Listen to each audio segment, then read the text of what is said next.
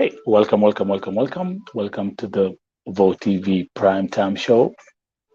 I do believe right now we are live. We are live. Karibu, karibu, karibu, karibu.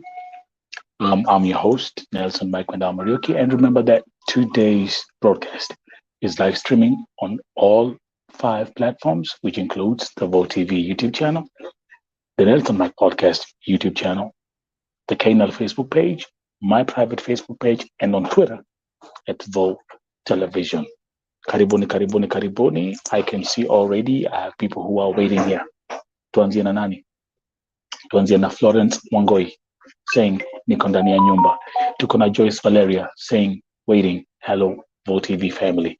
Tuko na Gloria Wawunda ambaye anasema tafadhali mheshimiwa Alfred Mutua, japokuwa sifanyi huko nje ya Kenya, naomba ikiwa ni mshahara uongezewe.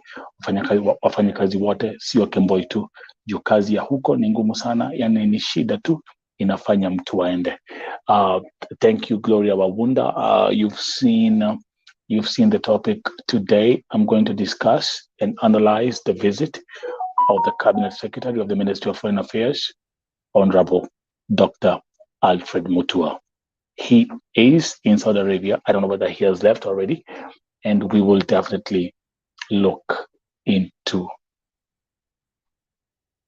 the details of his visit here at Vote TV. Moses Kokach is here. Mkoli Asha saying, I'm here. Heroneresoni, I'm here. Remember, this broadcast is live streaming on 5 platforms concurrently. So if you're watching on YouTube on my YouTube channels, you're welcome. If you're watching on the Facebook page, you're welcome. If you're watching on Twitter, you're welcome. Just show some love. Drop a comment as we proceed. Mkoli, and by the way, let me know where you're watching from. Where are you watching from? Where are you watching from? Of course, how can I forget that? Where are you watching from? Niambie. I hope that wherever you guys are, I hope that everyone is healthy. I hope that everyone is doing fine, and I hope that everyone is safe and secure. Okay.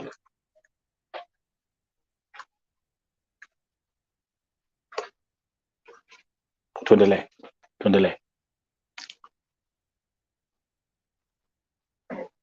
Okay, looks like something. I'm gonna go back here.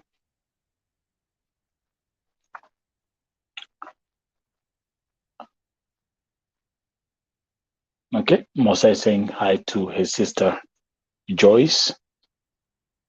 Mkoli Asher watching all the way from Saudi Arabia. Welcome again, the Vote TV Primetime Show. Today we'll look at the outcome of Dr. Alfred Mutua's visit in Saudi Arabia. It was highly anticipated with all that is going on. Yale ambayo imekuwa ikiendelea nchini Saudi Arabia. Kila siku shida. Watu wanalia shida kila siku, wengine wanasema ni kuchapwa kila siku, wengine wameuliwa kila siku, mwingine amekufa. We will discuss all that today, and my main question is, did his visit make a difference? Nanyi ambao mnafanya kazi, especially nanyi ambao mko Saudi Arabia, mwasemaje? Nataka nijue maoni yenyu leo hii. Lydia Jesang watching on Facebook, thank you. Nimekuwa nakaa hapo na ukae rada. Leo nyinyi ndio mtaongea. To just kick off the show, let me start by announcing ya kwamba our sister Pauline Murugi, nimepata ujumbe ya kwamba leo hii ameweza kuzikwa. Amezikwa leo. You know that I've covered this story intensively. Nilikuwa nimeleta family members hapa. I've been in touch with marafiki. Pauline Murugi ambaye alikufia pale nchi ya Saudia amezikwa leo. I've released a public statement on my Facebook page, na pia nimeongea na marafiki. So let me read what some of the messages they sent me. Tuanze hapa, wacha niseme shout out to Felista Maina, asante sana. Saying, hey Mike, yes, we laid Pauline to rest today in my side. I thank you so much. May God bless you abundantly. Nawatemi temi renene muno hari rogano rwa Pauline. So it's a sad story. Ni kesi ambayo ni ya huzuni, lakini leo hii ameweza kulazwa. Pauline Murugi alikufia pale deportation center ya Saudi Arabia. Wale ambao mnakumbuka, kuna video ambayo nilipost na ni video ambayo ilikuwa haikuwa video mzuri sana. Tulimuona kama alikuwa amefungwa kamba, alikuwa amefungwa na kamba mikono, amefungwa miguu, dada zake wakimuombea. So Hannah Momboy, you're jumping too fast. I haven't even started the show. So, but anyway, let me welcome Fatma Osman, watching all the way from tuning in from France. Tuko na Rispa Mwangi watching also from Saudi Arabia. Kwanza ni poa sana, ningependa sana nyinyi ambao mko Saudi Arabia muingie hapa ndio tuweze kuongea haya maneno about hii safari ya Dr. Alfred Mutua. The topics today in a nutshell, nimemake announcement yake. Pauline Murugi amezikwa leo. Pauline Murugi, wale ambao wanajua, alikufia nchini Saudia. On to the next one. Again, tutaangalia hii safari ya Honorable Mutua. What was discussed? What was the conclusion? And what is the future? How does the future look like for our sisters who are working in Saudi Arabia? Then I will also give a brief touch on the tragic story of our sister Damari Osita, ambaye jana aliaga dunia. Those who tuned in the morning, if you are here at the if you watch the Vote TV, the Rauka na Vote TV breakfast show, niliweza kuambia what happened. If you didn't watch that segment, it's on the channel. You can replay that. Lakini pia tutaangalia ntaguzia kidogo hii story. Kesi ya Damari Osita ni kesi moja ndefu sana. Kuna mambo mingi sana, lakini itaendelea kuwapatia more updates in step. So, Wadoidi, you know what to do. Mose, you know what to do. Let me welcome Lena Segoi, watching from Eldoret, Kenya. Thank you very much. Yes. Wale mko hapa, like, share. If you are new here, subscribe. So, maybe kuanzia tuanze niulize swali, ni wangapi ambao wako hapa tena? Mwonyesho kwa mikono, ni wangapi wako hapa ambao wanafanya kazi Saudia kama kadama?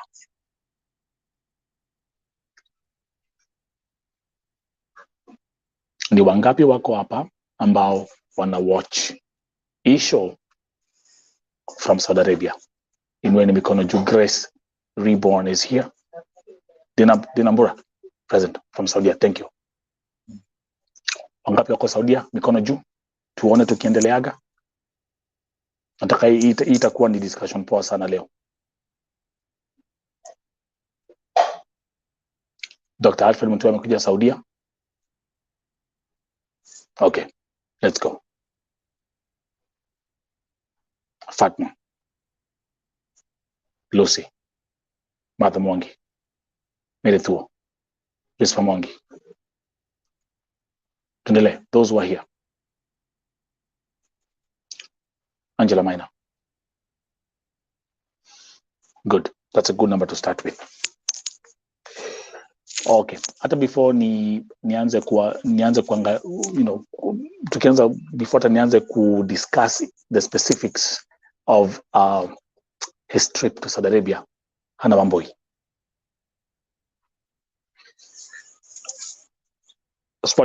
Next question. Next question. Next question.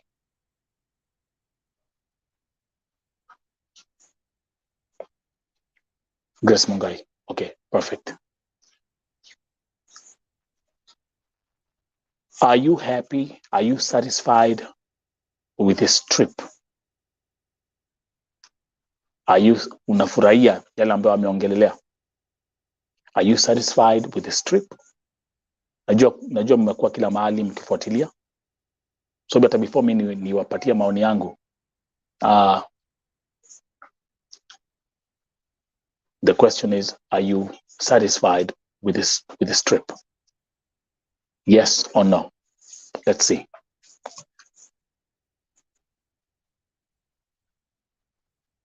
Let's do a quick poll. Tuone.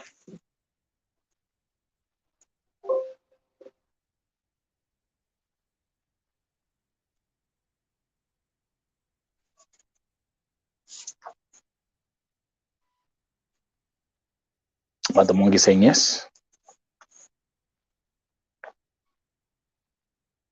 Na by the way nitawainvite mkuja hapa.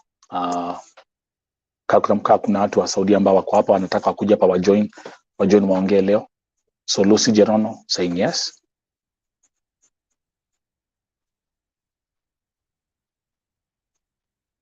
Are you satisfied? Are you happy? Do you feel Honorable Mutua achieved something in Saudi? Meritu saying yes. Fatma Nasmayu saying yes.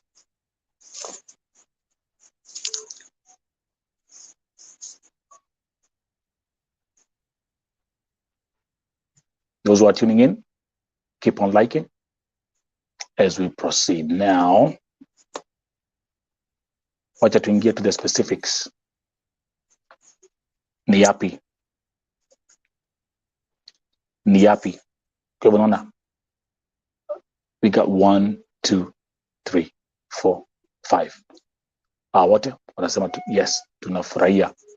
We are satisfied with what Mutua discussed. Dina Mbura saying yes, but we are not sure if it will work. It is Pamongi saying no. Okay, so we have more yeses than no. Hii broadcast mwendelea kulike, mwendelea kushare, na especially ningetaka mbogi ya Saudi Arabia mkuja hapa to discuss hii mambo. I'm moving on to the next one. Come here. So, the first thing nitafanya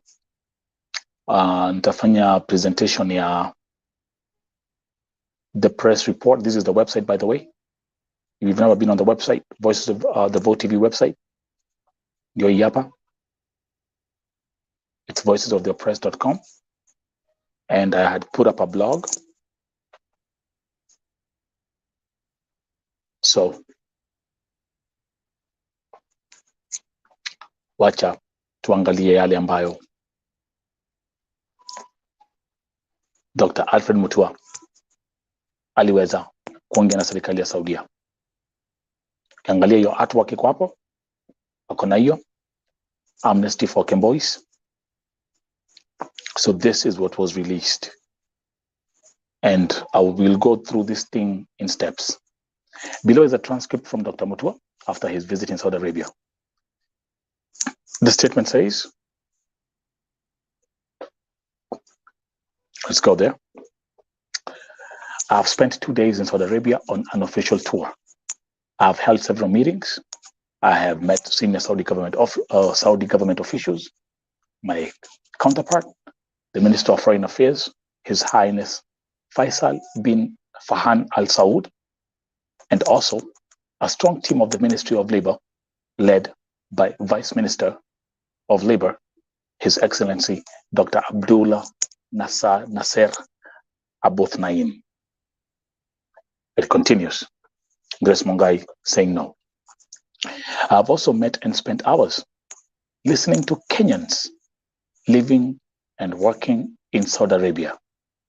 I have also had the pleasure of meeting young babies of our Kenyan mothers. So tuanzie hapo.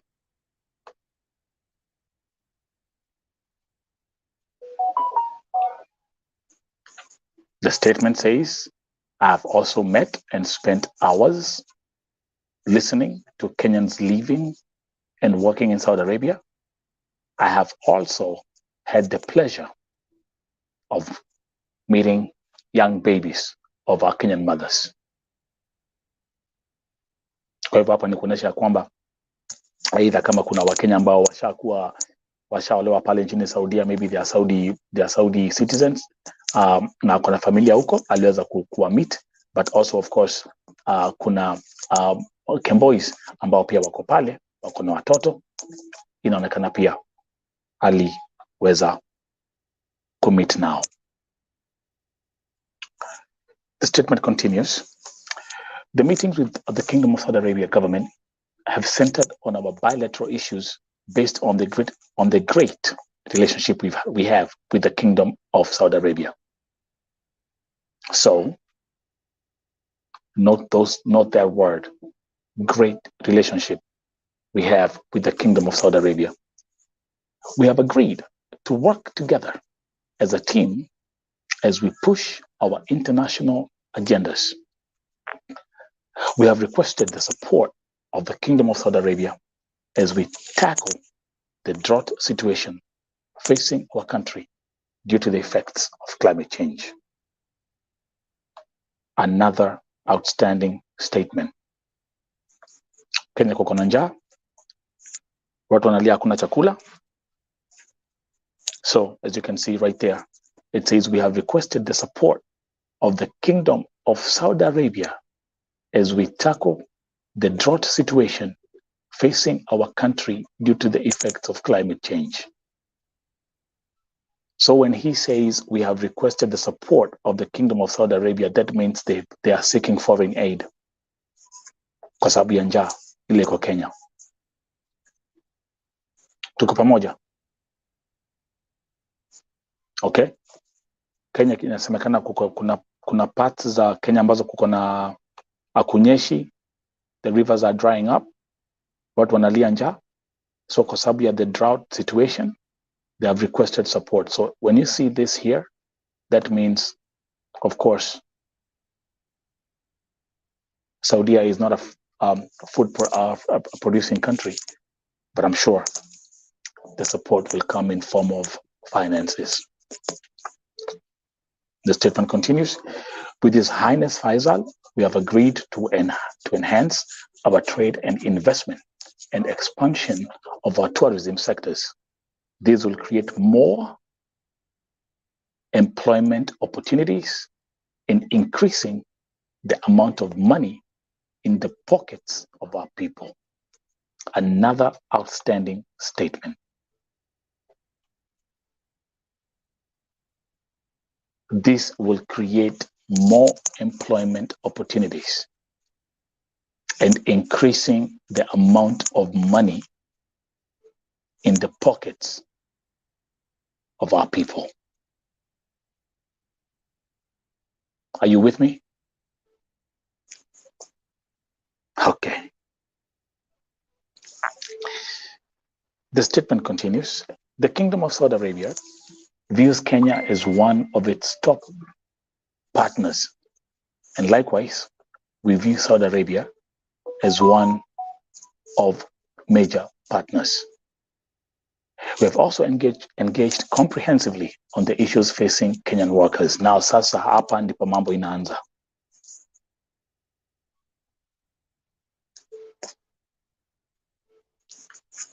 We have also engaged comprehensively on the issues facing Kenyan workers. So let's see what the outcome was.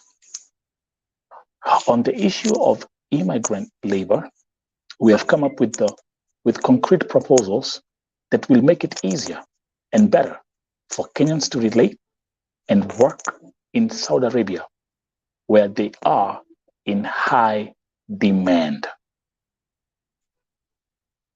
Guys,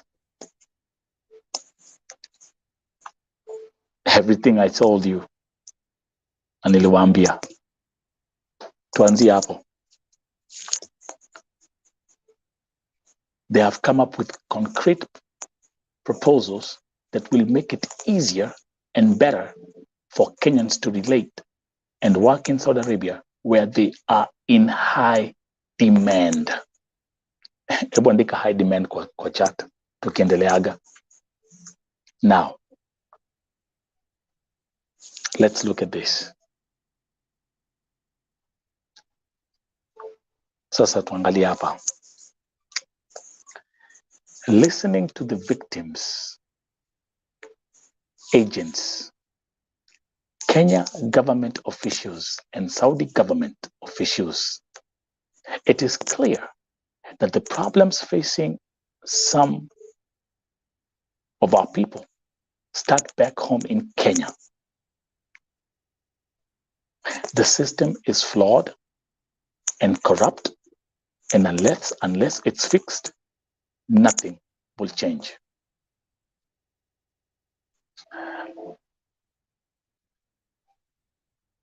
Andikeni kwa chat, the system is flawed and corrupt. But then he says, unless it's fixed, nothing will change. That's on the statement. It continues. There is massive corruption in the way Kenyans are prepared before they leave to be domestic workers in Saudi Arabia, and follow-up of Kenyans when they arrive. This is a major concern to all of us, including the government of Saudi Arabia. Milka Chepto, that's my Milka is watching on Facebook. Just be patient. Let's go back here. Tuangalie hapa. This is a very, very powerful statement. And by the way, Yvonne, do you want to join me? Madam President, I need you here.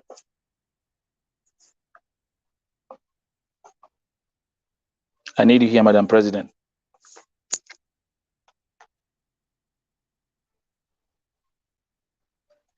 So, Alfred Mutua says there is massive corruption in the way Kenyans are prepared before they leave to be domestic workers in Saudi Arabia, and follow-up of Kenyans when they arrive. Shida ni gani? Napigia agent simu, achukui simu, sisaidiwi, sifanyiwi.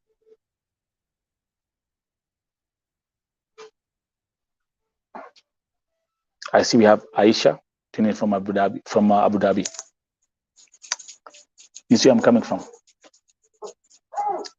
Massive. So okay, guys, can you write in the chat? And I want you will be picking up, the keywords. And the chat, massive corruption. The massive corruption ya nani? Massive corruption ni agents. Siandi wanapeleka wasichana Saudi Arabia.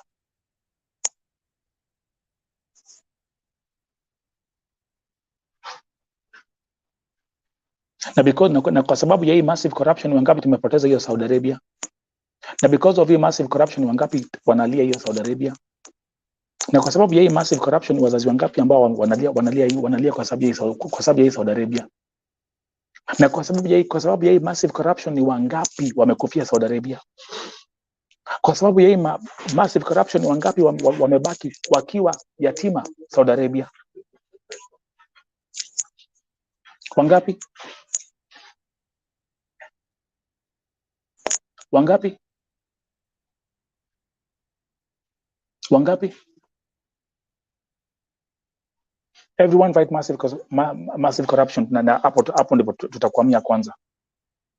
Ni wangapi saa hii wanapitia changamoto hiyo nchi ya Saudia kwa sababu ya massive corruption? Na massive corruption si ati ni ya Kadama. Massive corruption ya nani? Massive corruption inaanzia hizi ofisi. Because the thing is, in Kenya, you can buy your way out with money. That's the truth. Ukweli ama si ukweli? Ukweli ama si ukweli?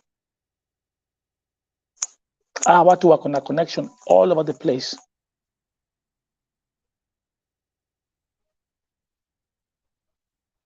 Kuanzia kwa polisi, kuanzia kwa DCI, kuanzia kwa serikali, the institutions which are actually supposed to represent and protect our fellow sisters. Ukweli ama si ukweli? But then Mutua says this is a major concern to all of us, including the government of Saudi Arabia. Sindio? Sindio?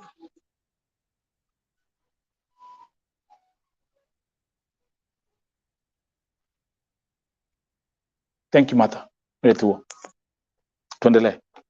Now, the press release continues. We have to break the cartels and streamline the agencies, some of which are owned by prominent Kenyans. Andikeni kwa chat cartels na pia mwandike prominent Kenyans.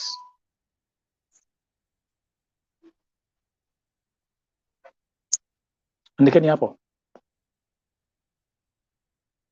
Owned, andikeni cartels and owned by prominent Kenyans. Ndio statement hapo. Kwa hivyo kuko na prominent Kenyans ambao they own these agencies. And by the way, let me say this, Mutua, you ain't telling me personally anything new. Hautuambii kitu mpya hapa. Just FYI. Cartels, that's not breaking news. You'll see breaking news. So nothing that you're saying in this statement so far is breaking news to each and every one of us. So what do these cartels and prominent Kenyans have? They have connections. Thank you very much, Rhoda. Lucy. Sindio, they automatically have connections. Thank you, Dina Wambura. Angalia comment ya Dina Wambura. Since Kenyan MPs and ministers are the owners of these Bonako agencies, then hii mateso haitawaisha Saudia. Hakuna kitu tunaambiwa mpya hapa. There's nothing new here. There's nothing new here. Hakuna kitu hapa Mutua umetuambia mpya so far. I mean, from this statement, especially like, you know. Hakuna kitu mpya hapa. Okay, I've seen it. Madam President and Dr. Mia.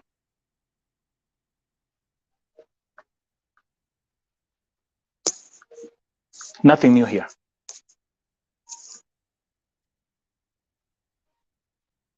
Nothing new.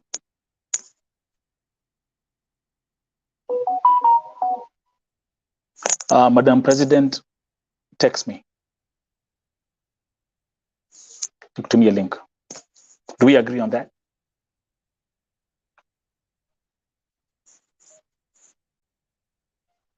Our prominent Kenyans, our cartels, they try to fight anyone who tries to come on their way. Mi walijaribu wakashindwa because I'm a human activist.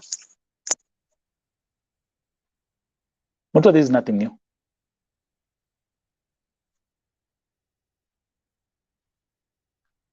And can I be very, very honest? If you're saying we have to break the cartels and streamline the agencies, some of which are owned by prominent Kenyans, I'm gonna tell you something. You won't be able to achieve this goal. you will not be able to achieve this goal.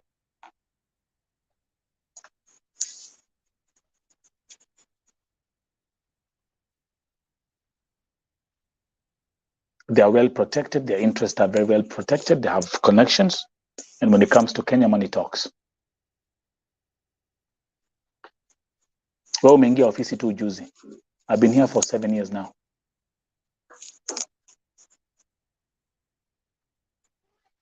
Who am I talking to? To Hamwe. Let me at that point invite Madam President, President wa Kadama Saudia, Yvonne Mirimo, aingie hapa tusome hii kitu pamoja tukiendeleaga. So what we're going to do is Madam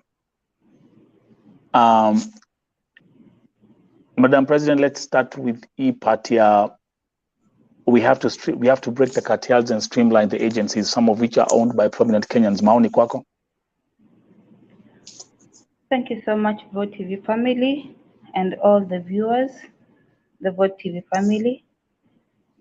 Welcome to our show so that we can digest the whole of this statement.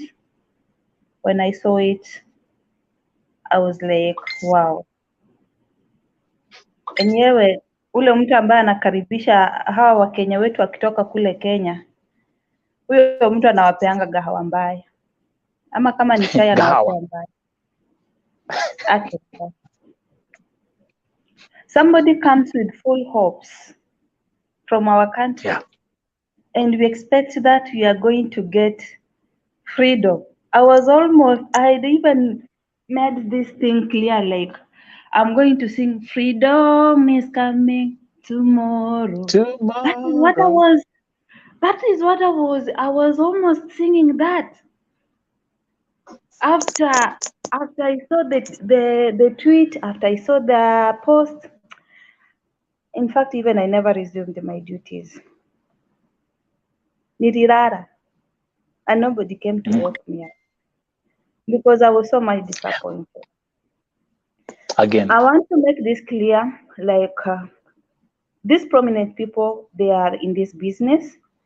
I want to exclude one, not that I'm looking for fame or whatever, but the thing is, Madam Akote, that is Mama Ru, Mama Fancy, does not own any agency. When we say the prominent people in the country, because so many people have been attacking her online saying that she's having an agency, but from my research, she does not have an agency. Akote, Madam Boss, Mama Ru, Mama Oyo doesn't have an agency in Kenya. So that one we have to exclude her out. We should not focus on her. That's breaking news to me, by the way. That's breaking news. That's breaking news to me. Yeah, we should not focus on her by telling Kenyans that she has an agency. No. That lady was a runaway. Is it in Bahrain or in Lebanon? Then later on, she went back to Kenya and she applied for another passport. She came to Saudi and she was also a runaway. Alikuwa mrife. So she has been, even me, when I was going through hard times during Muduma agency time or era, in fact, she was the lady who could have rescued me. So you will find that her account has Akote's photos, and her account reads Akote Safaris. So let us exclude her from that crap. Akote Madam Boss doesn't have an agency, and nobody should attack her because that lady is there. If not, she's back in Kenya, and the Kenyan government should be looking for her because in 2020 she was in Saudi Arabia and she was the person who could have rescued me. Unfortunately, her photo I didn't back up, but ningemexpose na hiyo picha yake ndio watu wajue this is the person running Akote Safari's account. Coming to these issues of prominent agents, these things is with our parliamentarians, are in this circle. We have very prominent people in this country, and they will never talk about the issue of Saudi Arabia. But you know That's what right. they do? They have a very big channel. They will go take their cousins, either from their father side or from their mother side, that the people whom they'll give money and they will come and register such kind of agencies. And these are the That's kind right. of agencies, when you talk, they will tell you, this is the order from above. Order By the way, from above. Madam President, hebu turudi kwa Kiswahili. Kuna watu wako na shida ya Kiingereza. Tuendelee as we continue. Samahani. Tunasema We'll kwamba mix everything. tunasema kwamba Akothe hana agency inayoleta wasichana Saudi Arabia. Mwache kumtukana kwa mitandao, manake yeye hana agency yoyote. Msichana ambaye ana run hiyo agency ni msichana wa Kikenya, na alikuwa mkimbizi kule, kama sio Lebanon ni Bahrain, akarudi nchini Kenya, aka-apply passport ingine, akakuja Saudi na tena akatoroka. Alikuwa mkimbizi. Mambo ya kusema kwamba watu wanatumia, kuna watu wakubwa ndani ya hii serikali ambao ni wahusika wakuu wa hizi agencies ambazo zinatuleta nchini Saudi Arabia ama Gulf countries, na wanatumia watu wao wa ukoo. Hao ndio watu ambao wanafanya, unapata wakikuja kwenye mitandao watakuwa wanasema hii ni masharti ambayo imetoka kule juu. Masharti, hii ni maneno ambayo masharti imetoka kule juu. Sasa unapata mtu hawezi akaongea, mtu hawezi akasema chochote, mtu hawezi akaweza hata kujieleza, maanake ako na uoga, anaweza chukuliwa hatua ama familia yake inaweza athiriwa kwa njia moja ama nyingine.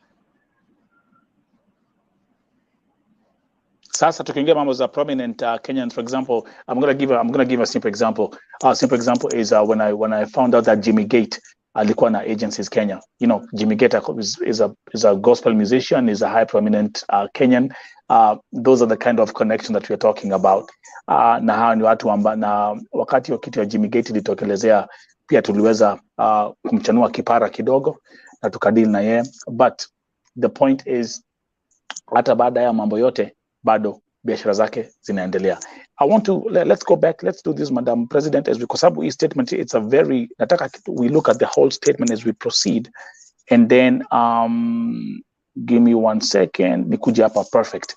Now, inasema, we will, in collaboration with the Saudi government, flush out illegal agencies and also blacklist agencies that do not perform as per the law. Tuanzie hapa. Let's stick right there.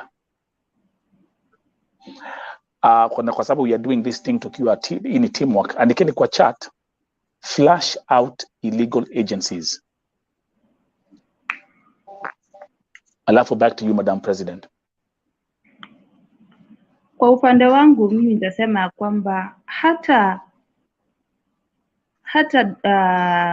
waziri wetu ambaye ni wa masuala ya kindani na nje, anaposema kwamba watoe hizo agencies zote ambazo ni fake, si rahisi kupata fake agency, manake hizi agencies ziko na a lot of channels. Kuna broker katikati, kuna ule wa kwenda kutafuta tu watu kule vijijini, kule Ushago, kule Kibira ndani, kule Kariobangi, door to door, naona. So tukisema kwamba hizi agencies zifungwe, unajua baadhi ya wasichana wetu wengi wao waliletwa na broker. Broker na wachukua, broker, it is like a supply chain, lakini hii supply chain yao majina ndio iko, sijui ndio broker ndio ufike kwa agent. I can't even yeah. Because No. Actually no. Madam President, that's the truth. So let's start from here. Let's nikupatia example, like now ulisafiri na Mudhuma agencies, So angalia, broker, you might even find a channel that goes like broker. Mimi nililetwa na broker. Mimi nililetwa na broker. Ule broker akaniuza, akani connect na broker mwingine. Ule broker mwingine akani connect with another broker. Yani kitambo fika kwa ule broker mwenye ako karibu sasa na agency. My friend. Inakuanga very long process. Na mostly huwa wanachukua tu watu randomly. So mtu akileta, tuseme for example, mimi ni broker, nimeenda ground kutafuta watu, mimi nitakuja nikuuzie wewe Nelson.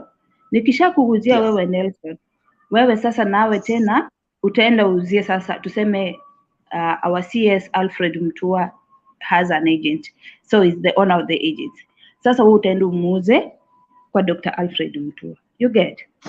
So na hapa katikati unaweza pata watu wengi sana, watu wanachanganyikia hapa katikati. So if you are not keen, you cannot even know who your agency is.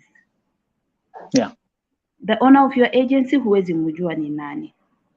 Ndio ile shida na kuanga nao sana wasichana wengi ambao wanakujanga hapa kunyandikia ati wakiniambia niwasaidie ama wanapitia changamoto. Kila wakati nikiuliza jina la agency, they don't know. Wanakuambia agency yangu ni Wanjiko. Even me, I never knew about my agency. Even me, I never knew my agency. I came to know about my agency when now things were very tough. Na I approached a friend of mine na nikamwambia unajua inakaa tuende ofisi manake I had a same reaction na the late mwenye amekufa huyo msichana Damari. So and I was not being given medical care by them. Lakini after my brother talked to them, they now understood me.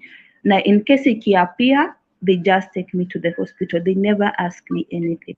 Niambia ukiona imeanza, just tell us so that you can go to the hospital. Siwezingi kulala kwa nyumba siku mbili. So this agency, in short, no matter how much our CS is telling us that he wants to flush this agency, atakuwa na kibarua. The best thing I can tell him as our able cabinet secretary ni kwamba hizi agency zitolewe na tubakie na government bilateral agency. Tukisema hivyo wanapiga mateke kama punda. Let me actually the best explanation go ahead. Reason as why nasema tukue na government versus government in the day bilateral agreement is because these agencies, they're not taking care of these girls.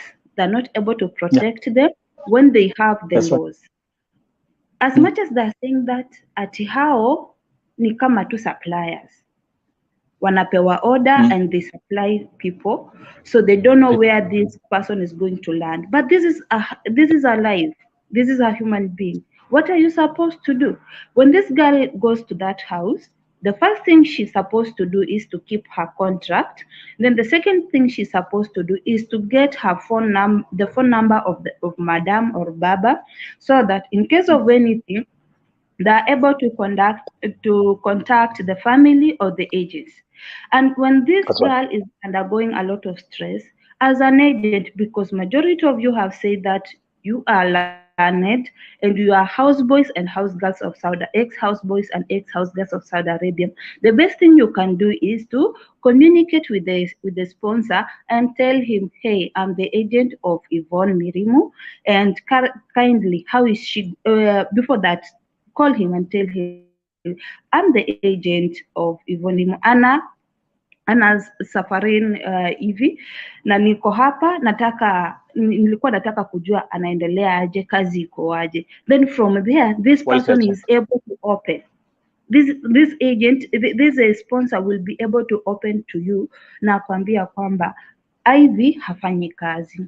Ivy ananisumbua, Ivy ako hivi na hivi, and then from there come back to Ivy, muulize Ivy, mi nilikupatia kazi, why you not working, shida iko wapi?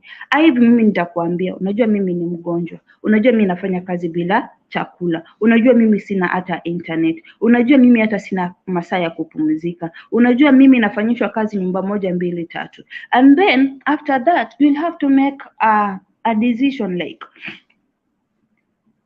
madam, kama Ivy ako na shida, jaribu niongeleshe, mimi nitamuongelesha, and then from there I will make now my conditions. You have to be smart. Sio tu unaenda tu kirukia mtu na maneno, hapana. You have to be smart so that you are not endangering the life of this girl that is in this house, and you are not able to tell her that to show this person that huyu mtu ameongea na yeye, umemwambia ABCD is happening. No, that is what most agencies are failing to do, because the moment you start telling Mwarabu ya kwamba mbona unapiga msichana wangu, mbona unamnyima chakula, the next thing ni atapokonywa ile simu, and you won't get more of the information about this girl, and this girl will continue to suffer, and this girl atakuweka kwa shida, your agency itakuwa iko kwa shida.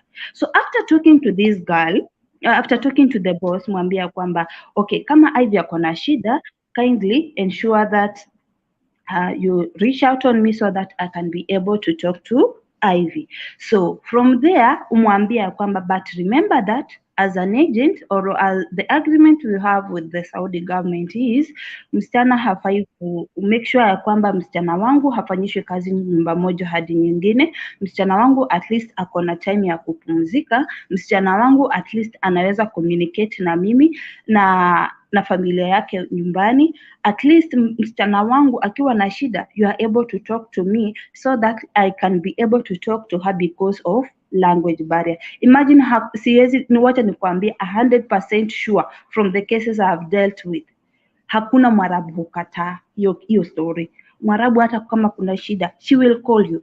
Mimi hata wakati mwingine napatanga ma missed calls mingi, wamenipigia, ambia so and so ingie kazi, fulani amekataa kufanya hivi. So when they talk to me, I'll talk to the girl na nimwambie ingia job, usiharibu kazi, ingia job, na kama kuna shida I'll be able to handle it na madam. So nitamweleza kama kuna shida kabisa, hata ananyimwa food, nitamwambia jaribu, kama unaweza pata hata mchele ya white, wewe nunua tu weke hapo, atachemsha akule na akunywe na maji, aendelee na kazi, usimnyime mambo ya kujitengenezea food. That is how these agencies are supposed. This is how these agencies are supposed. Yeah, hold on that thought, and then we're going to do this because I want us to make sure. I want to make sure we touch on every subject on this press release. Yeah, Dr. Alfred Mutua, which actually also includes Mambo's Amnesty for KEMBOIs, Mambo's MSHAHARA. We'll all look into that, and Tutendelea could discuss. Now, okay, he says we have also agreed to ensure compliance by agents and others when it comes to provision of healthcare. I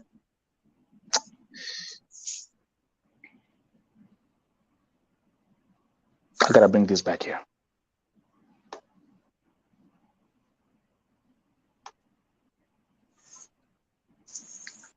You want to talk about healthcare?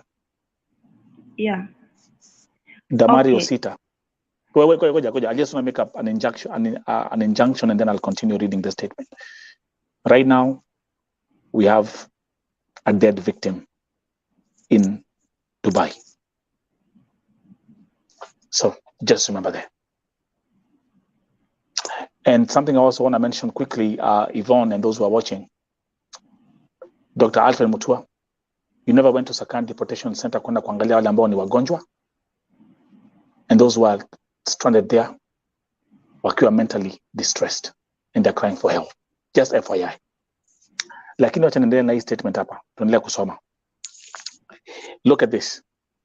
To this, as an immediate short-term venture, we will be issuing new procedures which will have to be followed before we grant clearance for any Kenyan to travel as a domestic worker to any country.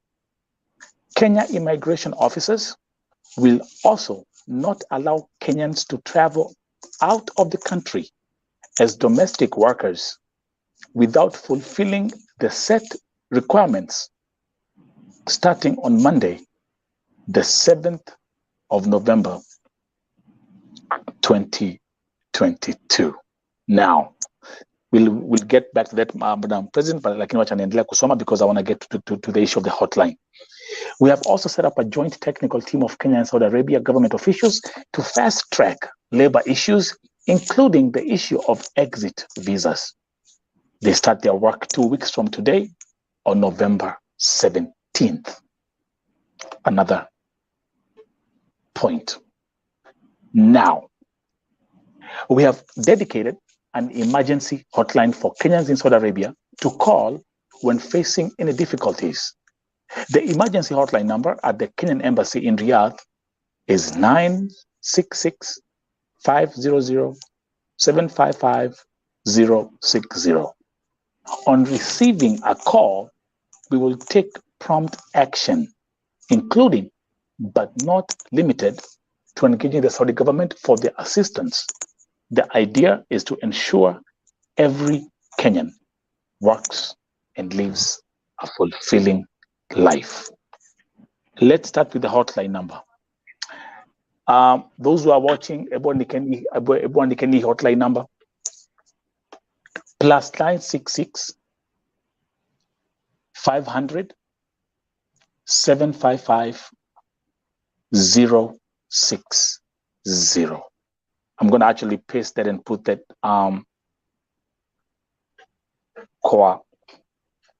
comments. Madam President, maoni yako kuhusu hii hotline ambayo ni ya embassy.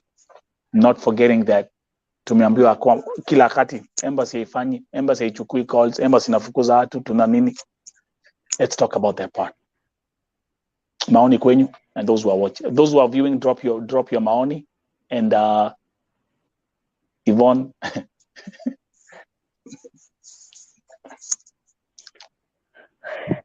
Tuko na hotline number emergency ya embassy. Know that hiyo pesa ungenunulia tu ule mtoto mwenye akosa deportation maziwa, akue hiyo story tusahau. No need of buying that number.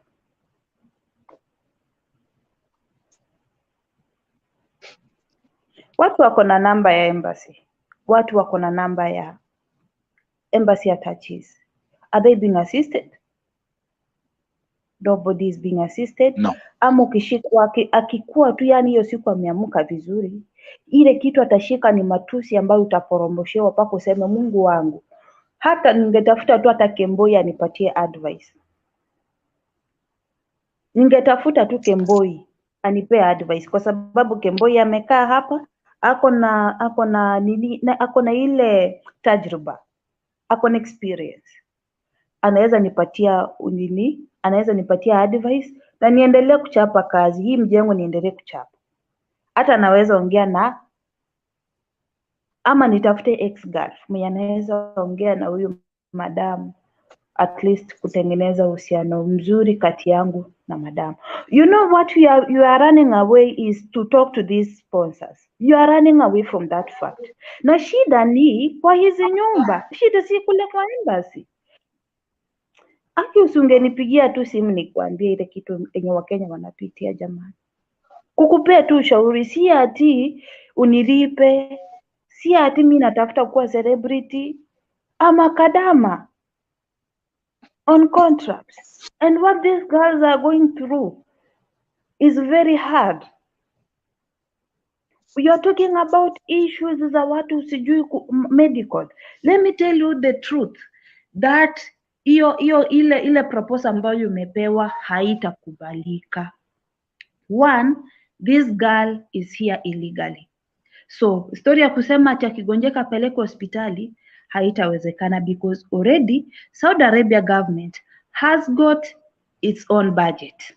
inajua kwamba watu wenye wako hapa legally ni watu fulani, watu wenye ni citizens wa hii nchi ni watu fulani, watu wa serikali ni watu fulani. So matibabu ya kadama is free if only you are on contract, you have an ikama and you have a passport. When you go to a government hospital, you will get free medication.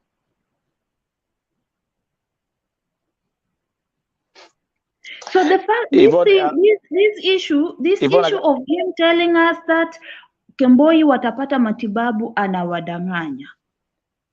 Manake sisi tuko ndani ya hii Saudi, tunaishi na Wasaudi wenyewe, na wakati ambapo tunaongea na wao wanatuambia kwamba tunawauliza mbona msichana ambaye amekemboi hawezi pata matibabu, anasema kwamba sisi serikali yetu iko na budget.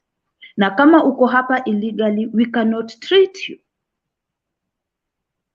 They outline that very smart and very clear. Comment ya Angela Maina, and there's the number free, ametuangusha sana, angeanza na kusafisha the embassy, that could be something.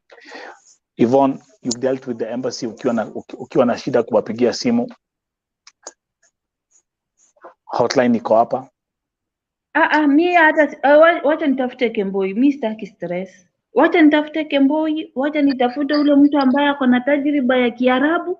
Hata agent mimi sisumbuanangi na agent, mi sitakangi biashara ya agent. I don't want, because they want to assist me. But if I have somebody who has the knowledge and who can create a good relationship between my madam and I, let me just look for that person. We solve the issue na nimalize contract yangu.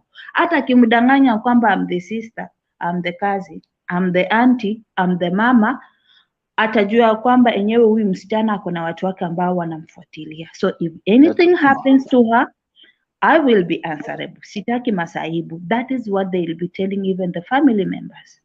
Msifanyie kitu mbaya, ukae ukijua watu wake wako hapa.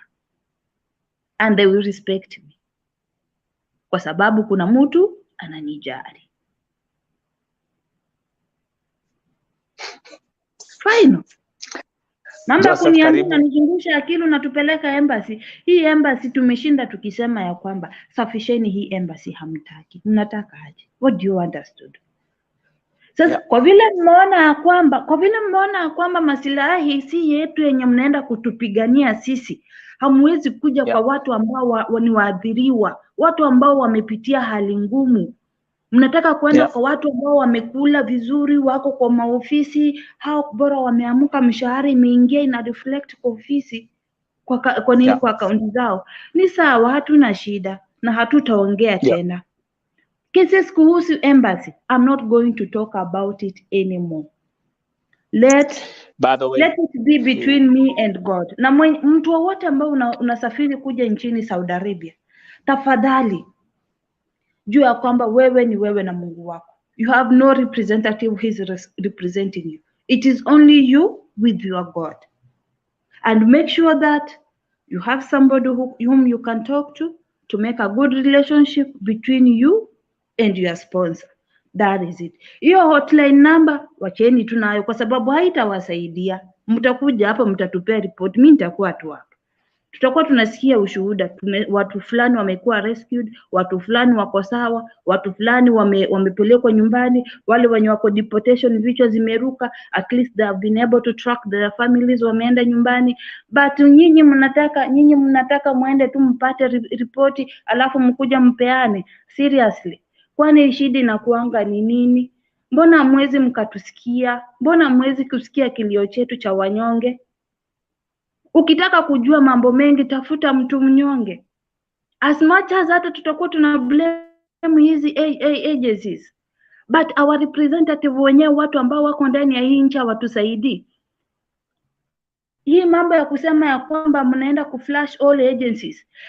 Dr. Alfred Mutua, before you going to flash all those agencies, corruption is also brought here in this country. It is in our own embassy.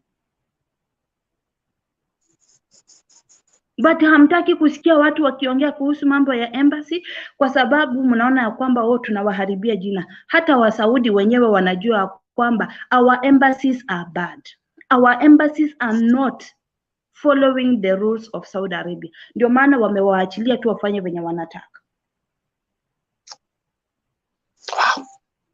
It is so much sad kuona watoto wa watu wanakuja hapa wakiwa wazima, wanaenda nyumbani wakiwa kwa masanduku, wanaenda nyumbani wakiwa depression imewamaliza, they are dying, and there is somebody who could be somewhere mwenye angesema ya kwamba no, let me go and rescue this girl. Hata heri nimpeleke Sakan, lakini asikuwe depressed. Let me talk to my government, my Kenyan government, so that they can give us a one flight. Kenya tuko na JKIA.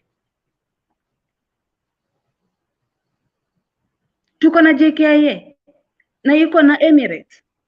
Mbona tu wasichukue KQ, because KQ is very expensive.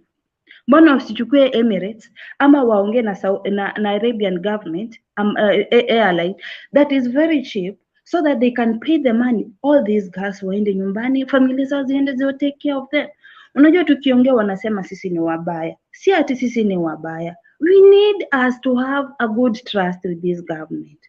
Na tukiendelea na huu mkondo wenye tunaendelea, tutakuja baniwa. Let me tell you. Kenyan government, Kenyan embassy won't be functional in this country if we continue doing these dirty works. Their own people are paying money for the people who have died, but that money is not being given to the family. There is a lot of corruption that is starting from our own places, in our own homes. The process is totally corrupt. The only organ that is genuine ni ile organ ya kuchukua fingerprints. That is good conduct. That is the only organ. But ukiangalia yellow fever, we are never given shindano ya yellow fever. Na ndio tunakuja hapo, unaona tunakuwa na hizi ma allergies manini. Ni Mungu tu anatulinda. Talk about that, by the way. Today Pauline Murugi amezikwa, amekufia Saudia. Maiti ya Damari Otisa iko Dubai. Njeri ameuliwa, maiti iko Saudia. Njeri mwingine ameuliwa, maiti iko Saudia. Jule wa Moyo, maiti bado iko Saudia. The reality of what's happening right now. And here we are. Before I move on to the next point, I'm about to get a statement here, Amnesty. Tutaangalia sahi, Amnesty for KEMBOIs. So we'll look at the Amnesty for KEMBOIs, alafu tutaangalia statement ambayo alitoa kuhusu mshahara. I want to say this, and I'm going to make this public, then this is a commercial break announcement. Yesterday, at 1:07 a.m., of course, there was a communication between me and Grace Mutua. Grace Mutua, by the way, pia alinitumia hii article ambayo tuko nayo hapa. I actually invited her and I was like, hey, you can come here and talk about this. And she said she won't be available, but this is what she told me. She said Saudi Arabia has over 500,000 Kenyans. They're not supposed to die. That was her statement. But then I want to announce this right now in public because I'm a very transparent book. This is what I told Wangari Muduma in regards to the case of Anita Kadesa.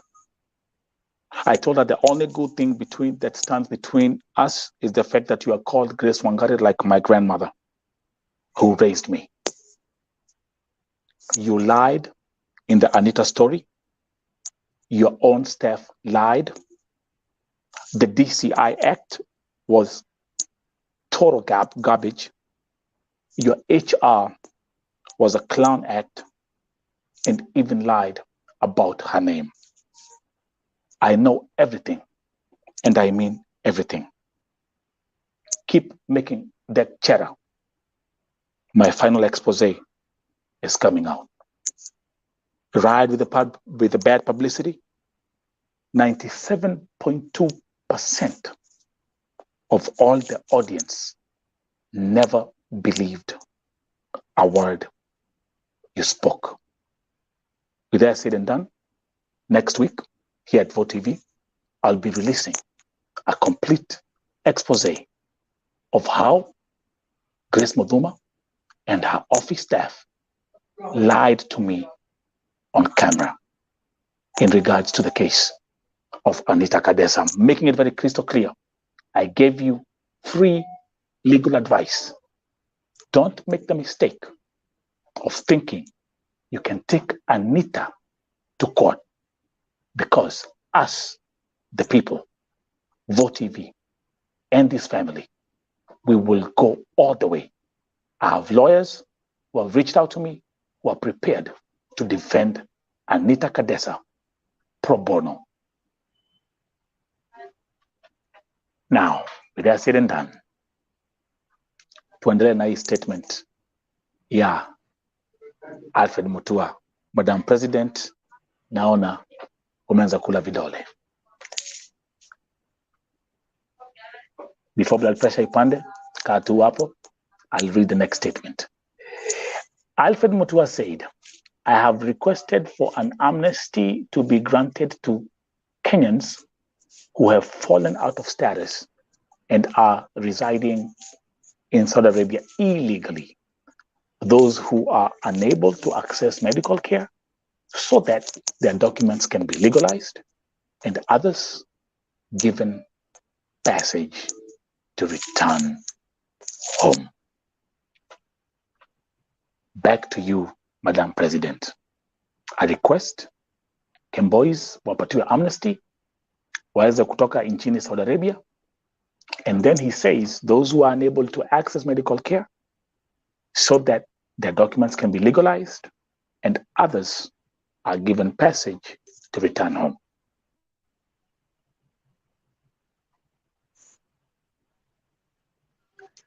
I think, Madam President, okay. Are you still there?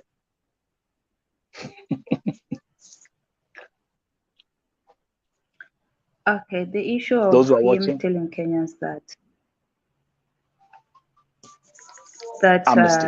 is about amnesty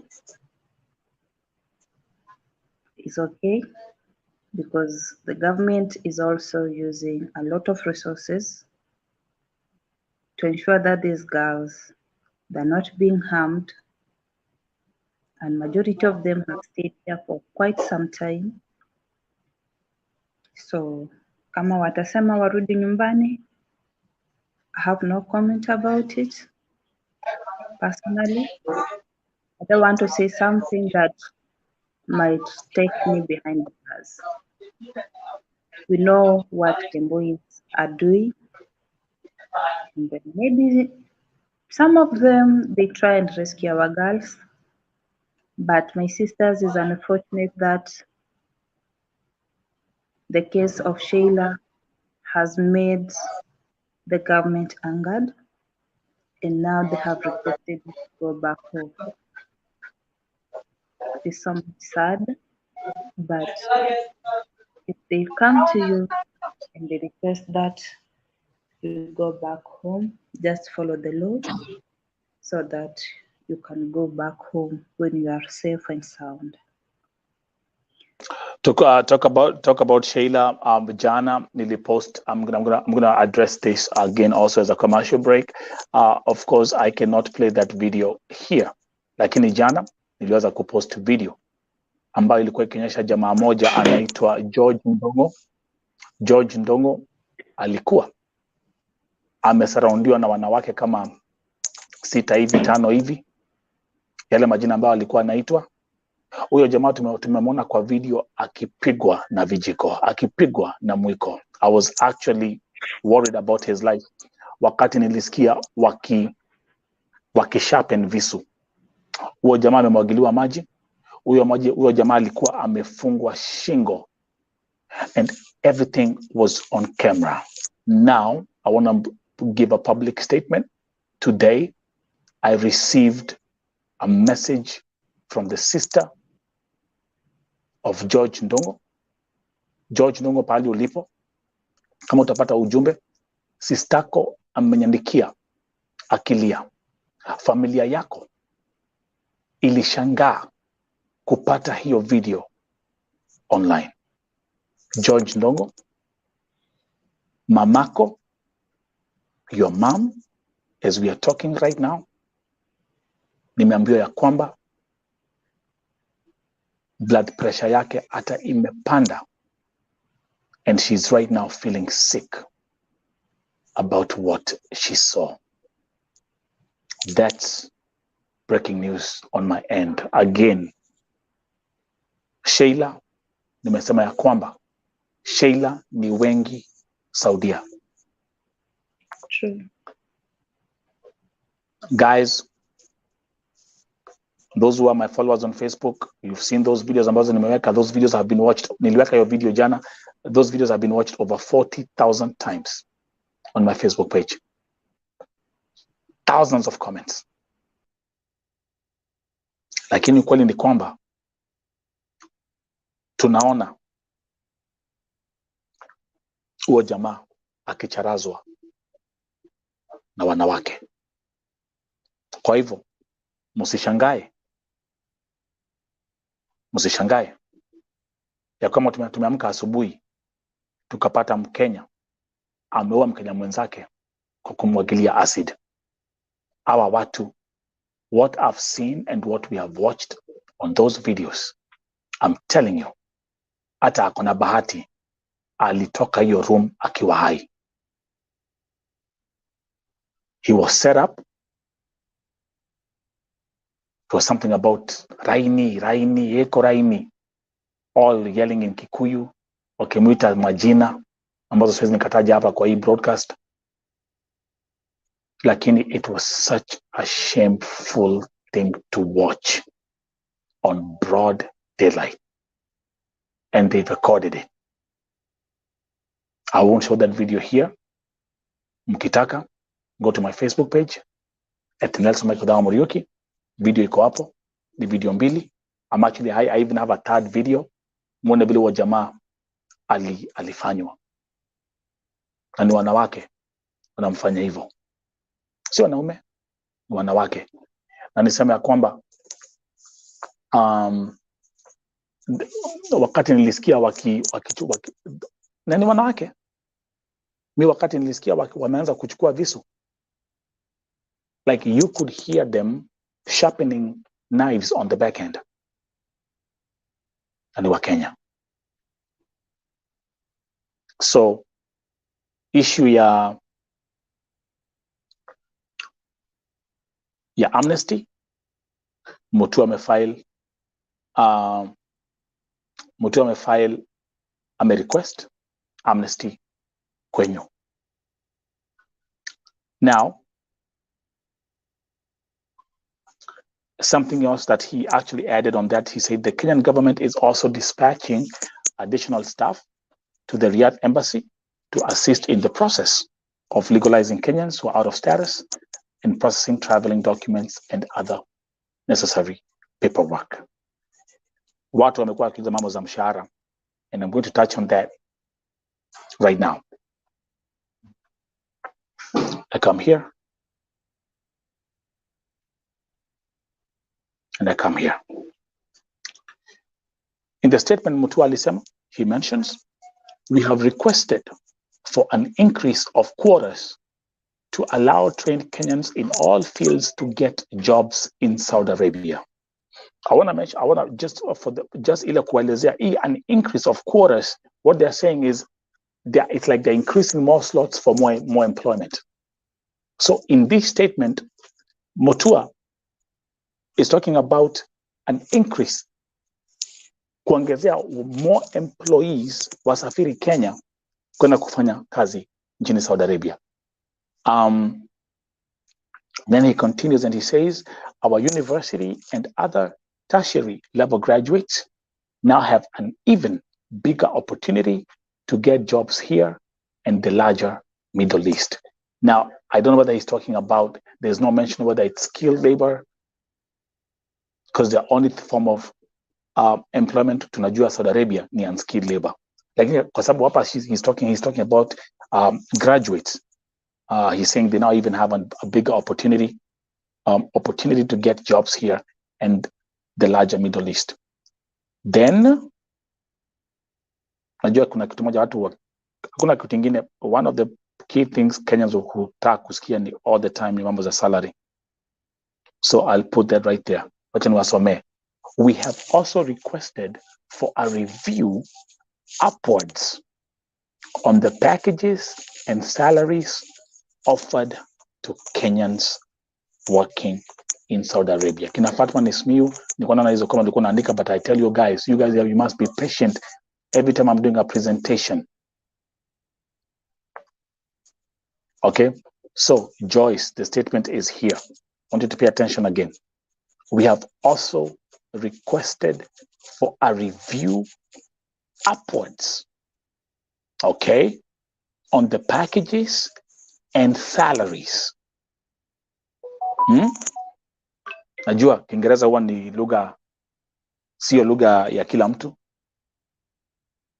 but that is exactly what he's referring to. Two things. It's a request. Seti ni kitu imesainiwa, seti ni kitu imekuwa confirmed, but it's a request. Hapa, the keyword here is upwards.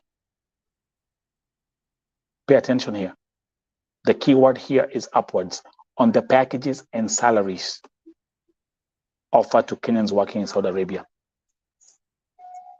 Nani akona swali hiyo part? Kuna mtu akona swali hiyo part? I'll stick there for some time.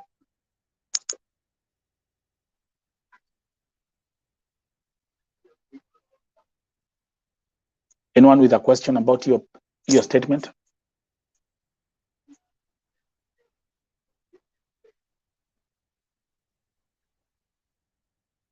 So it's a request for a review upwards, which means increase, which means, and they're focusing on the packages and salaries offered to Kenyans working in Saudi Arabia, which actually that doesn't even, and because it's an for a review upwards on the packages and salaries offered to Kenyans working in Saudi Arabia, it's not just the Kadamas. I think it's a reference to all Kenyans working in Saudi Arabia.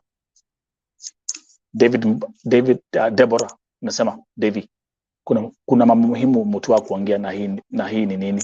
That one I agree. Sophie Bambu, yes, niko na swali. Endelea.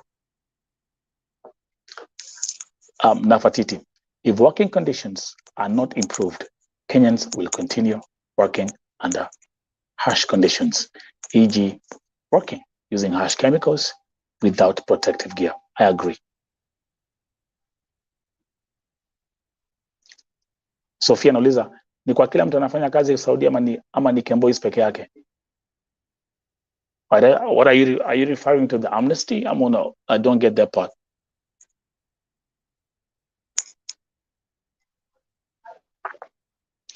And then the press statement ended with him saying, I wish to thank Kenyans who came out to meet and greet as we shared ideas.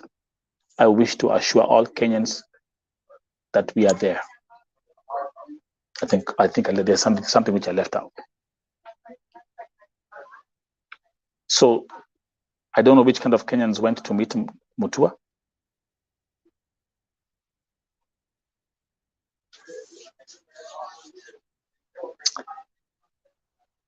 Let me explain my personal disappointments.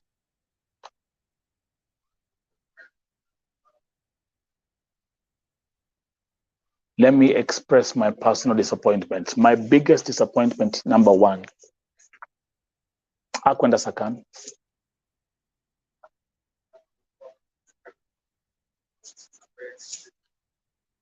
He didn't go to Sakan. Mbona hukwenda Sakan deportation? Mbona hukwenda to the prisons? Why are they not taking you there?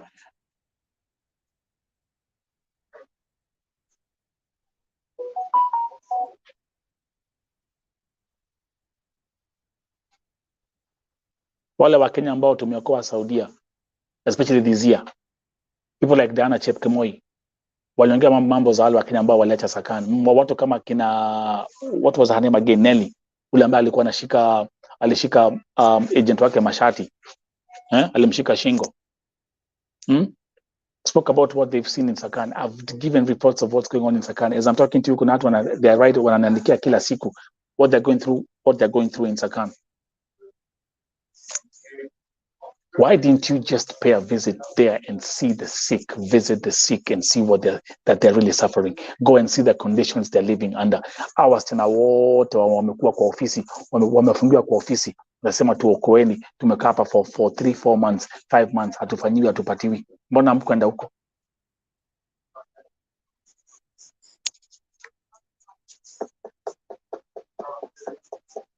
This again was exactly, this was picked individuals like they always do.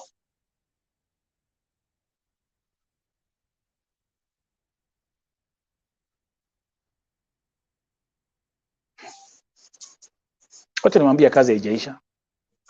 Because still as I'm talking to you, my phones are beeping. I'm still getting messages and people are crying and crying and crying and crying that they need help.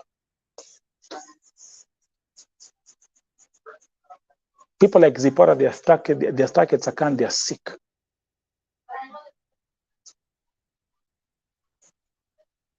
So do you know who wins? Do you know who are the biggest winners here?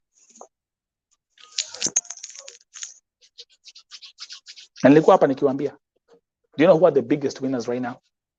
And who are laughing their way? They are laughing right now.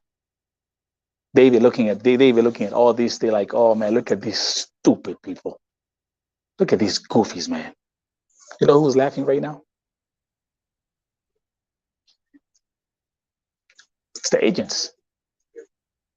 They win again. They win again. Exactly what I did. They win again. They win. Big time. Kuna pale umesikia kwa hiyo statement ya Mutua akiongea mambo za people getting killed, people dying, people all this. Umesikia kuna pale ameongea kwa hiyo statement yake? No, nowhere.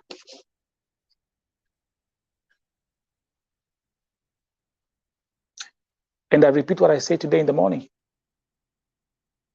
Kwa the Rauka na Vote TV show.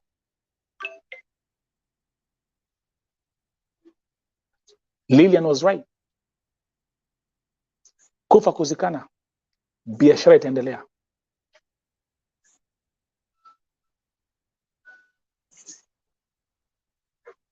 That's the truth. That's the truth. Let me actually see if I can, I'm going to be able to pull up, let me see if I'm going to be able to pull up. Give me a second.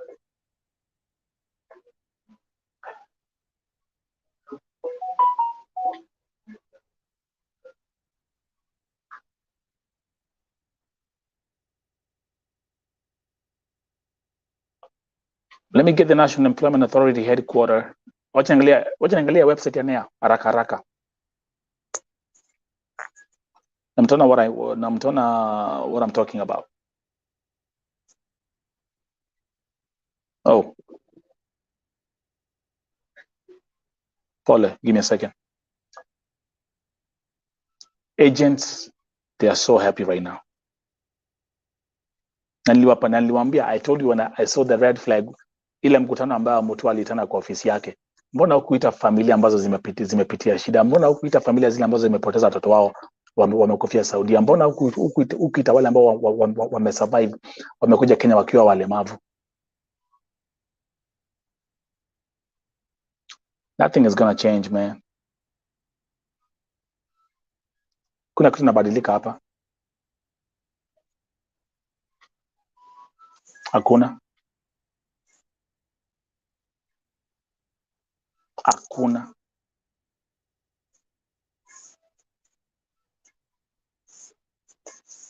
Another sad day for humanity. Pauline Murugi amezikwa leo. Not in a single mention of casualties or none. Zero.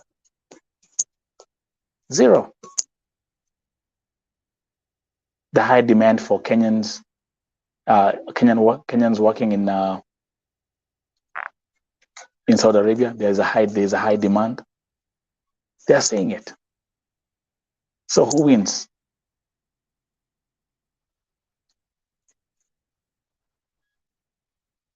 Who wins?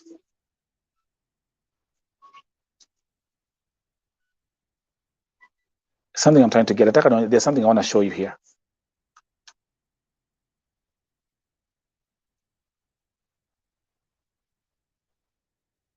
Something I want to show you here real quick.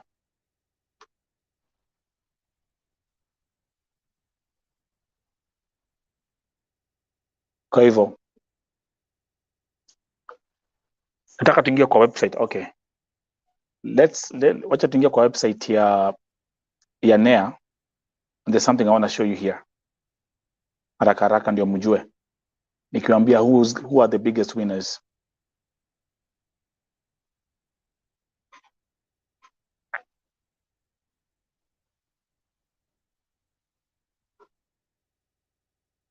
Let's start with this one here. Give me a second. Yeah, bila tu umesema.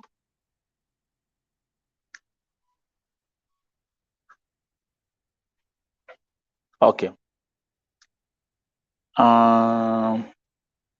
You guys, by the way, Mushai, do you guys take your time to look at these websites?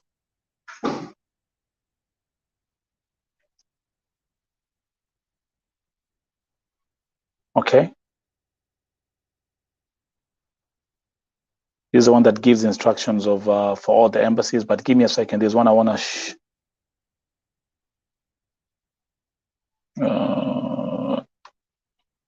regulation of employment agencies.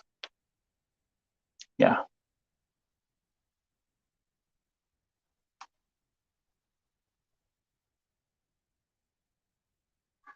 One second. Okay, perfect. Ikuja hapa.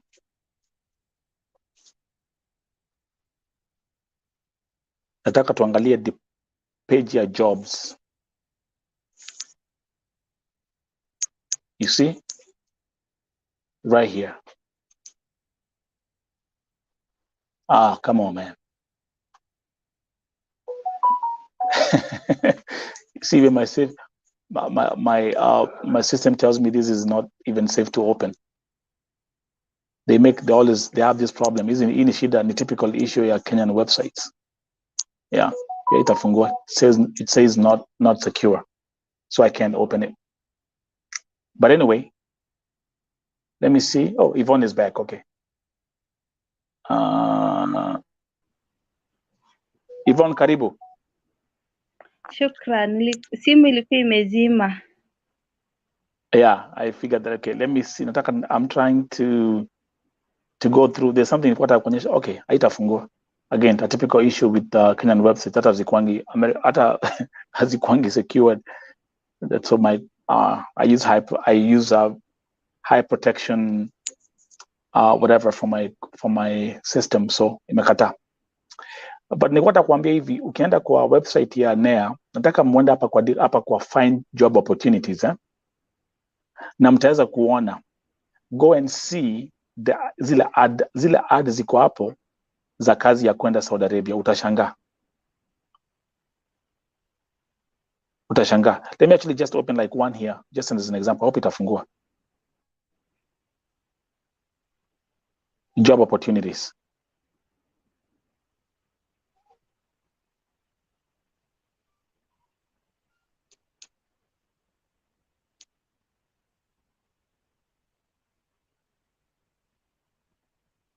Okay. Anyway, I'll have to set that separately. Lakini turudi kwako Yvonne. Yes. I was touching, nilikuwa naongelea mambo za mshahara. Wamesema ati kwamba amerequest packages za mshahara ziongezewe. Maoni kwako? Let me tell you this ya kwamba I told our CS he should do a wide range research before coming to Saudi Arabia. Hangekuja tu hivyo haraka kabla hajafanya research, and yeah, to our CS it was very fast. but hata bado hatujasaidika. Yes, hatujasaidika, si kwa ubaya na hatutasaidika. Bado tu maisha ni yale yale tu. Nobody will be able to hear about us.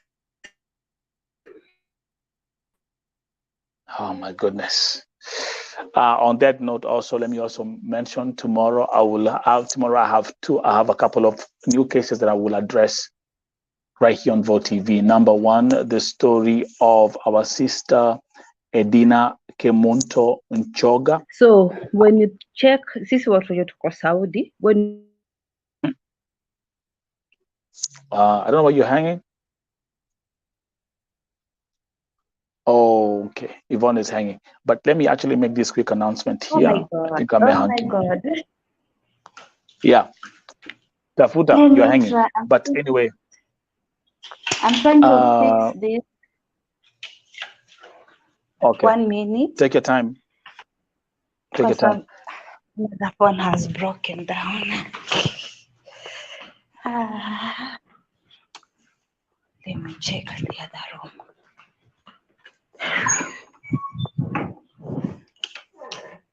I hope this one tutapata network. Good. So I was telling you this ya kwamba when you check at healthcare.com, that is a website where whereby the sponsor goes to request a shagala or kadama, and this sponsor is supposed to pay 2,500 US dollars, which is around 10,000 Saudi riyal, if I'm not wrong, around 10 to 14,000 Saudi riyal, if I'm not wrong, because I haven't made the figure. I've forgotten the figure in Saudi riyal. So you find that they have stipulated all laws of shagala. And that is where I come and blame the agents, because they're not taking their responsibilities. One, huyu msichana anapochukuliwa kwa sababu hiyo pesa analipa pale, the sponsor deposit that money in that particular account of healthcare.com. So that money akisha deposit, wanampatia masharti ya kwamba this girl is supposed to be paid 1,500 Saudi riyal. That is the law that the Saudi government passed. This girl is supposed to be given security and protection. Nobody is supposed to threaten her, nobody is supposed to rape her, nobody is supposed to beat her. Those are some of the laws that are on that particular website. You will find time and go and check on it, because I want to give you information that is verified. Then this girl is supposed to be given internet to communicate with the healthcare.com. And this healthcare.com is the agents. So that in case there is any problem, this lady is supposed to communicate with healthcare.com and be given assistance. So our agents are not giving us the limelight of what is happening. And I know majority of them, even they don't have this kind of information, because they haven't done their research about all these issues. And the sponsor has been given her own rules, and the shagala or the kadama has been given her own rules. So that there are some other things you're not even supposed to share online while you are in Saudi Arabia. One, the property of the Arab, we are not supposed to show it online. That's why you will always see me on the wall when I'm having an interview with you. You cannot see whatever is behind me, because I'm protecting the privacy of this house. I'm protecting their property. I'm not supposed to share their photos online. I'm not supposed to share their secrets online. So these are some of the laws that we break, and we as shagalas, we find ourselves into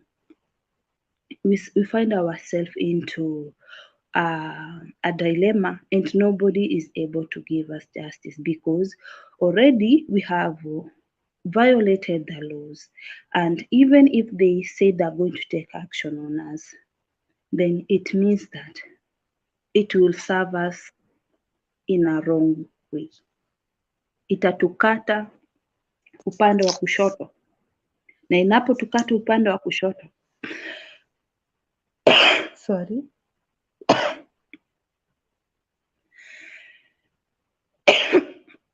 sorry Bless you. sheria inapotukata upande wa kushoto, it means that nobody is there to protect you. You have violated the laws. So kadamas kama sisi inafaa tujue sheria zetu, inafaa tujue ya kwamba kuna mambo zingine watu watajaribu kuficha identity, kwa sababu sheria ya Saudi Arabia inatulimit mambo zingine, ina limit hata hao wenyewe. They cannot even put their own profile pictures online, and they're very strict on the Quran. And I'm very much sorry on this a few team of girls wenye wanaenda wanavaa nikabu kwa viuno, wanavaa kanzu ya baba, wanavaa inaitwa hiki kitambaa cha wababa wanavaa, and they're making with it TikTok. I'm very much sorry about them, because wakati ambapo hata kama madama alikupatia hizo vitu, ilifaa maybe unaweza enda ukapeana maskini kule Kenya, but sisi wenyewe we are the cause of all this crap, and we will keep on blaming the agent, we will keep on blaming our embassies, we will keep on blaming the sponsors when the mistake is ours. Unajua, wacha tuambiane ukweli, ndio tusishinde tukisema ya kwamba serikali ni wabaya, sisi ni wabaya na hii ni mbaya. Unaona, sisi pia tuko na shida zetu. We have got our own weaknesses. Some of our But girls, you know what you have to, but my sister, but you know what we are focusing on? Me, I want us to focus on. Let me actually read that comment from Anastasia Katz. Where Mutua Newamba look of you, Newamba look of you. Umeenda Saudi kukula na huku address shida za wasichana vile wanateswa na hata kuuliwa na hata hukutembelea wale wamefungiwa kwa immigration. Mutua onaku wikiko.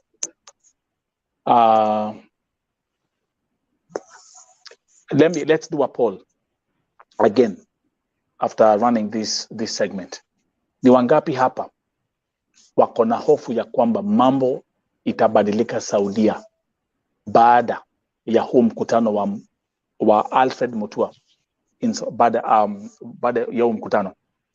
Show hands up, say yes kama unafikiria itabadilika, say no if you believe nothing will change.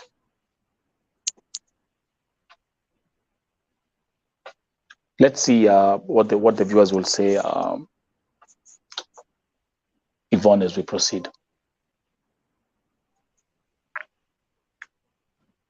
Do you believe things will change? Mkona hotlines high, things Yvonne? Are not going to. Things are not going Let's to start change. with you. Things are not going to change. Things are going to be more worse and worse, because kuna vitu zingine sisi, mashida zingine sisi huwa tunajaribu kuficha za huko Kenya. You cannot come and announce that. You cannot just come and announce ya kwamba in our country tuko na kiangazi. You get? Angalia hapa. Just look at the screen. Nafatiti 254, no. Moses Kokach, no. Alvin Mwangi, no. Nadia Doris, no. Mambo ni yale. Moses Kokach, tuachie Mungu tu. Joyce Valeria, no. To live in Warsan. Pet Alv, no. Yvonne, no. So where do we move from here? What do we do? It is only us with God, and hata heri vile ambavyo tulikuwa, because I'm very much sure this trip has worsened the situation. Our girls are going to suffer more, depending on the statement he offered. hiyo statement tu peke yake it is going to make these girls to suffer more, kwa sababu sisi huwa tunaficha mambo ya kwamba kwetu kuna kiangazi, unaona, kwa sababu ukisema kwetu kuna njaa inamaanisha ya kwamba huyu msichana hatapewa chakula, atakuwa anaambiwa kule mara moja kwa siku, maanake huko kwao hakuna chakula. You get? Yeah. Hangeaddress hii issue. Mambo ya kusema ya kwamba Kemboi na wale ambao wako kwa contract, Kemboi wapewe medical, it is not going to work out because the Saudi government also has its own budget that is working on it, na wako na citizens wao ambao wako hapa, wako na wale migrant workers ambao wako hapa, so that thing is not going to work out. They give medicine into hospitals depending on the number they have. You cannot just run a country like a market. You get? That is the point I want you to understand. They have got their own budget, they're working on it. So mambo ya kusema ati Kemboi atapata matibabu, it will never work out and it is not going to yield any fruit at any given point. Number 3, as I conclude, is to say that Shagala, serikali ya Saudi ilipitisha ya kwamba all the Asian countries, they passed a law where they said that Shagala atakuwa anapata 1,500 Saudi riyal, but Yeah. the thing is ni hawa agents wa Kenya na wa Saudi, and I cannot blame even our Kenyan agent. I want to blame the agents of Saudi. These are the people who are scoffing a lot of money from the Saudis and wanafinyilia ule msichana ambaye anafanya kazi kwa contract. If you are smart enough and you have done your research, utakuja huku Saudi ukiambia kwamba as per healthcare.com you have told us this girl is supposed to get 1,500 Saudi riyal and not 900 Saudi riyal.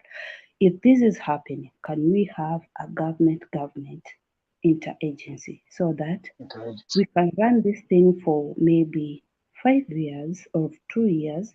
We see how this thing is running. If it is not going to pick up, then we will have to involve our own agencies. Number 3, revoking these agencies, it doesn't mean that it is not even adding up, because we have people who violated the laws and were banned in the previous years, and these are the same people you are going to recruit. Yeah. Because they have already done their broker things with other agencies, they have gotten their money.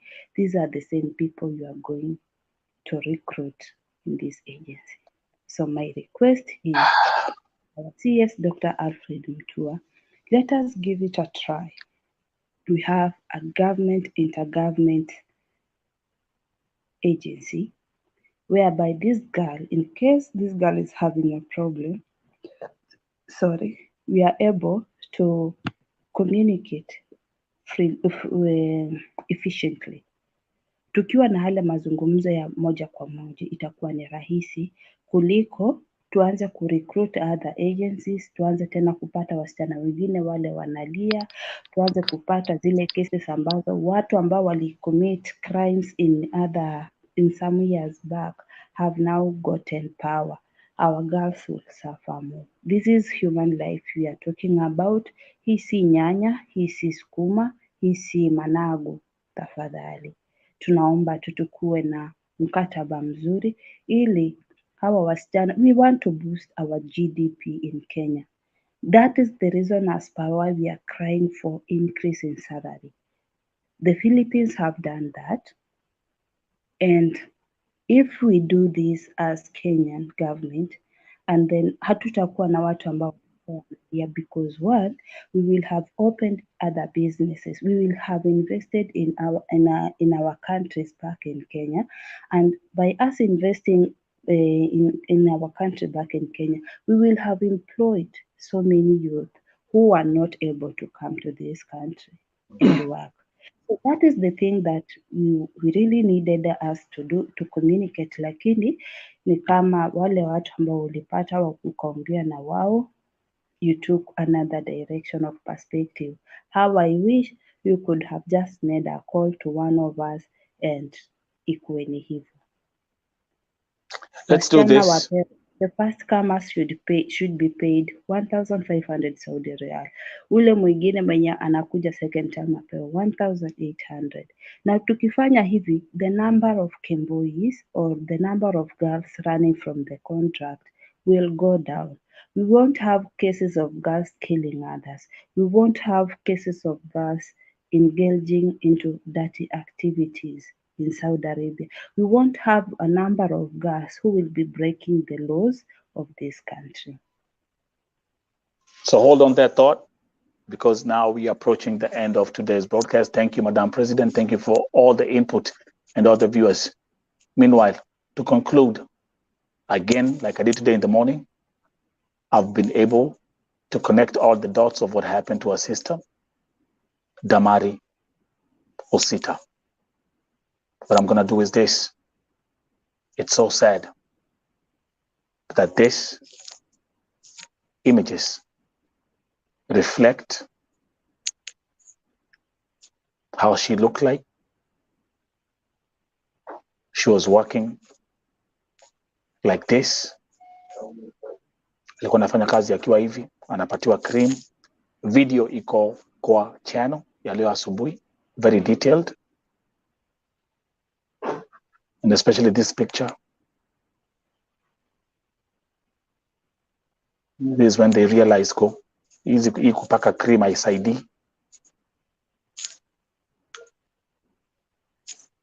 So you see it went from here.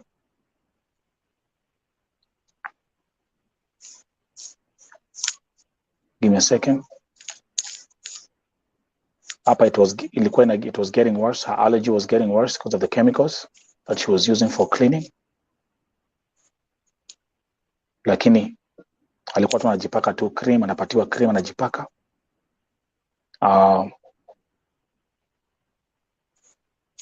Let me continue. There you go. None of the cream that she was using. She was healing external wounds, but her internal organs were completely wrecked. And such a sad story. There she is. And this is how she left Kenya. We've lost a young sister, a mother of two. Pray for her family, pray for her two children. The story of Damari Osita is a lesson for many. Is a lesson for many. Tomorrow, I have a special feature of two other major stories of our sister. Kuna msichana ambaye amekufia nchi ya Lebanon, anaitwa Edna. Her family friends here in the USA, they reached out. I'll feature them tomorrow. And also breaking news, I'll feature another story of a lady who disappeared in India after leaving the country in 2019.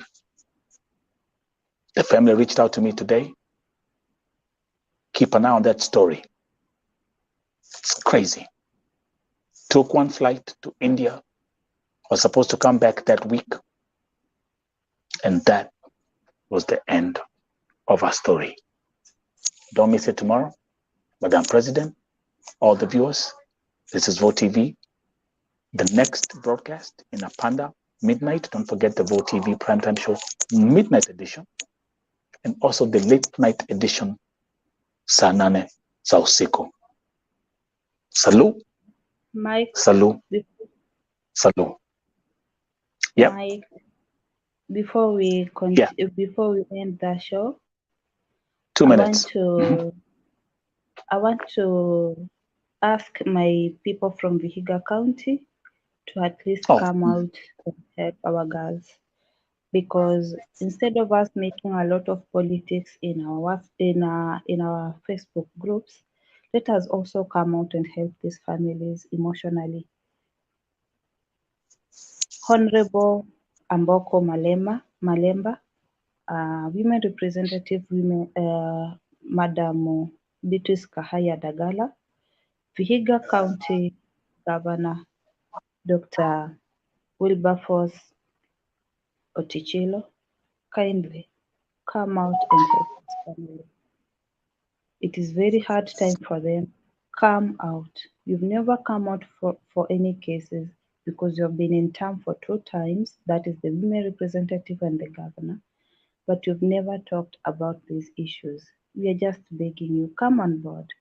We'll be able to assist these families, be able to assist our girls. We know Vihiga County has no enough resources. We only have one factory, that is Mdeteti factory, and it cannot even employ thousands of Kenyans or thousands of Vihiga residents. And the other second resource we have is education. When you come to education sector, we have best schools. Kindly ensure that you are coming out so that you can be able to talk to these girls and you can be able to give them funds so that they can open up something that is reasonable. Tusiwapatie mikokoteni, hapana. Wapatieni ile biashara ambayo inaweza wasaidia kujikimu, walipia watoto wao school fees, so that we can curb this. And I'm also urging the Vihiga fraternity ya kwamba any agent that is in Vihiga County, make sure that you storm that agency, because these are the people who are very much reluctant. They're taking our girls. You've seen Brenda die mysteriously. You've seen Eunice the same. You've seen Catherine. Now this is another girl who is dying mysteriously in the same week, in a period of like 8 months. Is it eight? No, in a period of around 7 months, Last we are time, losing girls last time, mysteriously. So Bigger we'll County. be together. God will be with us. Rest in God bless peace, you. Damari. Painful, painful. Guys, have a good night. See you in my next podcast. Thank you, Yvonne. Thank you so much. Next one.